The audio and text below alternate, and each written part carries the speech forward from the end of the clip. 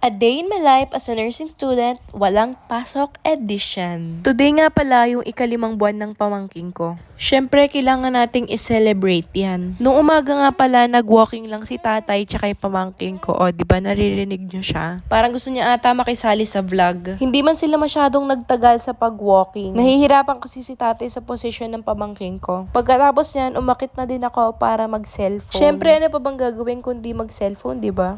Hindi, joke lang. Yung totoo doon, chinika ko lang yung kapatid ko. Pine-prepare niya kasi yung pang-picture namin para kay Caleb. Monthly nga pala kami nagpi-picture kasi syempre monthly milestone niya yon. Tingnan nyo naman yung ganap niya for today's vlog. Isa na siyang bibe. Akala ko nga nung una manok eh.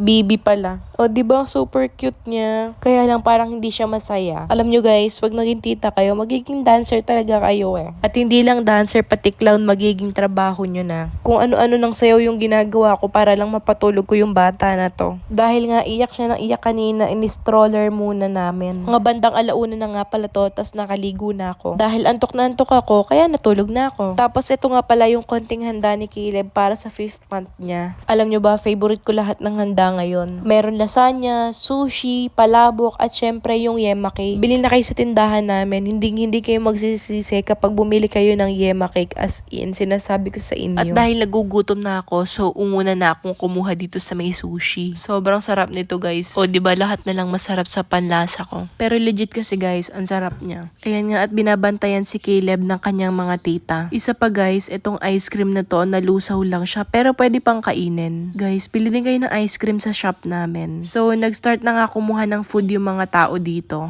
Tapos, ito yung food na kinuha ko. Ito naman yung sa mga pinsan ko. Tara, kain na tayo guys. Na para bang kaya nyong kumain talaga sa screen na ito. Konti nga lang pala yung in-invite namin and ito lang halos kami ngayon dito sa compound. Nasa work pa kasi yung iba, tapos yung iba naman nasa Manila. Kaya nilaro-laro muna namin yung baby namin na ito. Pinag-hi ko nga lang din pala yung mga pinsan ko na to. Kasi ayun yung katulong ko makipaglaro kay Caleb. O diba tingnan nyo, sayang-saya siya. Dahil natapos na nga yung bagyo, tapos malapit na yung Christmas, nagkabit na rin ng Christmas lights yung tatay ko. Pagkatapos niya, nanood lang ako ng TV kasi bored na ako. Siyempre, hindi mawawala yung PBB. Favorite ko yan, no? Ayan nga, at for the dance, ang mga batang ito. Nagsasaging-saging mangga-mangga sila dyan.